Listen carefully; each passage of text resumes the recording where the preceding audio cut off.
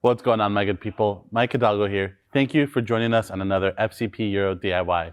Today we're going to be working on a 2006 Porsche Cayman S.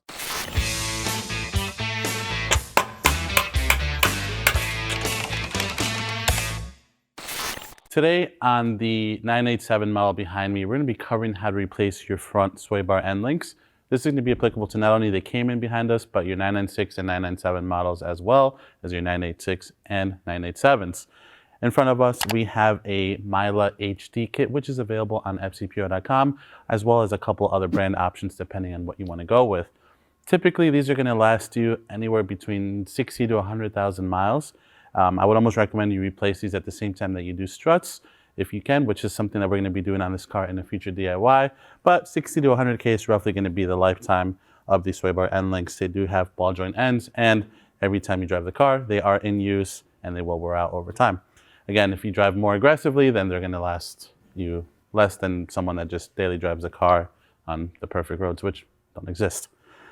Typically, these are going to have some sort of counterhold. The Milas use a counterhold on the inboard side of the ball joint. Some other brands will use a counterhold on the middle of the stud. So just keep that in mind. Hardware can change also between the original hardware on the vehicle and what you're going to be replacing it with. So make sure you have good tools handy, which we're going to get into in just a moment. So with that, let's go ahead and take a look at some of the tools you're going to need for this DIY. For this job, you're going to need a torque wrench that can handle 50 Newton meters all the way to 130 Newton meters. For that, we have both a 1/2 inch drive and 3/8 drive. We also have a 3/8 drive and 1/4 inch drive ratchet, a thin 17 millimeter wrench. This is going to be crucial to act as a counterhold, as you don't have a lot of room to work with. You may be able to grind down a 17 at home that you don't care about. We have a 15 millimeter crow's foot. This is going to be helpful for the bottom locking nut. A little bit tight space to work in. We have a 16 and a 15 millimeter ratcheting wrench. Again, the hardware can change between the factory hardware and the new aftermarket replacements. The Mila use a smaller nut for the bottom lock nut. For that, we have a 19 millimeter lug bolt socket. We also have an 18 millimeter socket, a 15 millimeter socket, a T30 to counterhold, and some nice to haves are electric tools and your favorite penetrating fluid. With that, let's go ahead and get started on this DIY. All right, my good people, today we're going to be focusing on the front passenger side of the Cayman. However, the steps are going to be identical for both the driver's side and passenger side. First step is going to be to remove our wheel. We have 5 19 millimeter lug bolts to undo. For those of you without an electric impact at home, I recommend you break the lug bolts free first while the vehicle's on the ground. Then you can lift it up and remove them the rest of the way. We're going to use a Milwaukee tape to just zap them out. We have our 19 millimeter socket, so let's go ahead and do that now.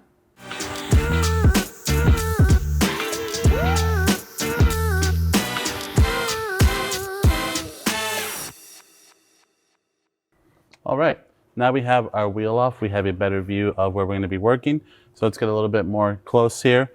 We can also rotate this assembly a bit to give you a better view of the locking nut on the end of that sway bar end link / pinch bolt combo. So let's start with that and let's get ready to remove that next. All right, my good people, first step is going to be to remove the 18 millimeter lock nut on the top of this pinch bolt here on the end of our sway bar end link.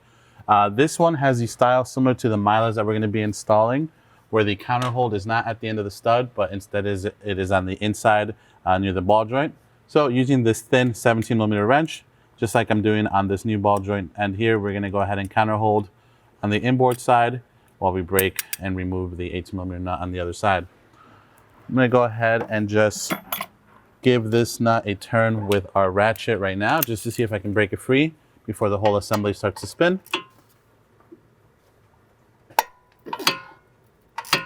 Okay. Now we can take our 17 millimeter thin wrench to counterhold on the back. It always helps to hit the hardware with some penetrating fluid if it's a bit rusty. Another thing you can do is wire wheel everything. In this case, I have a small attachment on this drill. You just kind of go to town, then hit it with some penetrating fluid to clear out any rust buildup. Now I'm going to switch over to electric just to zap out the bolt or the nut quickly.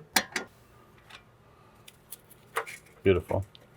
So that's nice and loose. Now let's get a little bit more underneath and we're going to work on removing the lower nut that connects the end link directly to the sway bar. Then we can work on installing our new piece. All right, my good people, for the bottom sway bar end link, we have a T30 counterhold with a 16 millimeter ratcheting wrench. That's going to be our combo to get the bottom off. You know, Porsche loves doing spots on the back of the ball joint and the Torx or hex on the end of the stud. So in this case, we get both.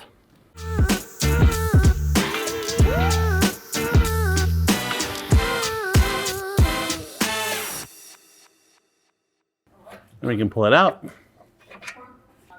Here's a better view. Again, flat spots on the upper end of the stud, the pinch bolt portion, and the factory hardware happens to use a T30 to counterhold the bottom where it attaches to the sway bar. So now let's work in the reverse order. We'll just feed them both in, and then we'll start with the bottom. My good people, now we're going to feed our new end link back in. I went ahead and straightened out the hub assembly up top so that this can just feed itself in nicely into the upright. Then we just need to, of course, the bottom of the end link to go back into the sway bar.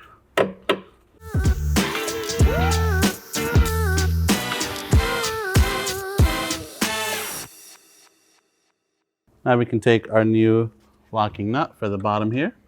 This is going to be a 15 millimeter for the Mylar units versus the 16 that we took off on the factory. I'm just going to use a ratcheting wrench to get this snug up first. Porsche has a torque spec of torquing these to 50 Newton meters first.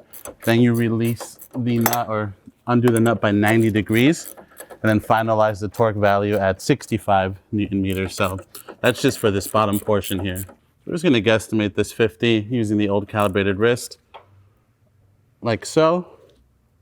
Then we're going to turn it back a quarter turn.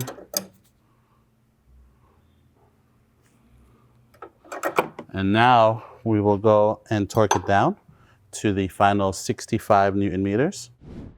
And now for the final torque spec, we're going to use a crow's foot to get this done. However, you don't have to use one of those. You can use a little bit of a deeper socket. The inside of the shaft, should it want to, there is a counterhold in there. You can use a 4 millimeter hex to counterhold the inside of the stud from spinning with a small 1/4 inch ratchet like we did for the removal. That would look something like this, along with a wrench. But for us, we're just going to give it a try with the crow's foot. Always keep it at a 90-degree angle whenever using a crow's foot with a torque wrench. You don't want to add to the length. That way you know you're torquing it down properly.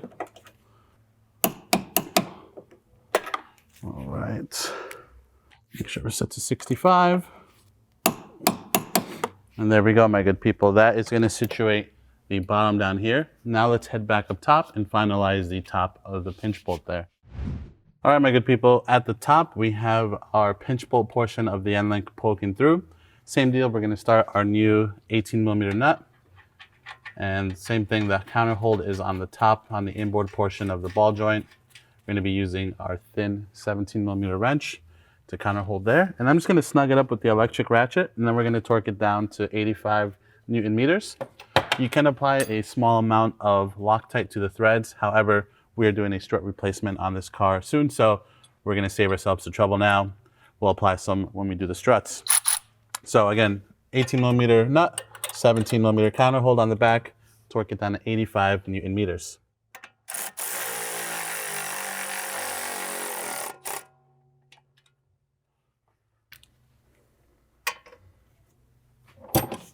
Right, we're going to put our 17 on the back there. I don't suspect it's going to want to turn very much, but we'll have our counter hold ready in case it does.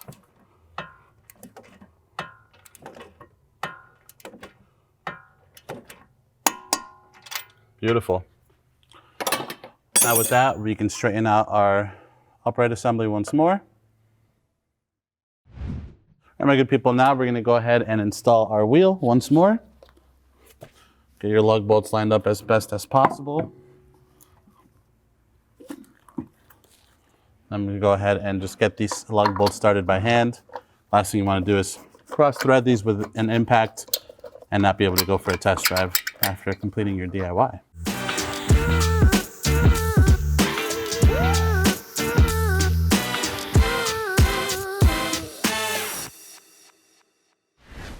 Now we have our car back on the ground. We're going to go ahead and torque all 5 lug bolts to 130 Newton meters. We're going to do it in a crisscross pattern.